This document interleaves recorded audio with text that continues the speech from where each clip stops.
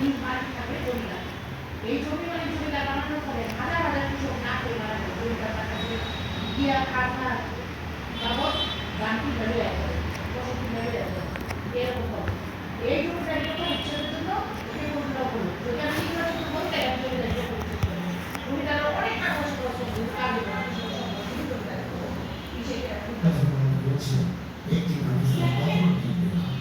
বাংলা ভাষী হচ্ছে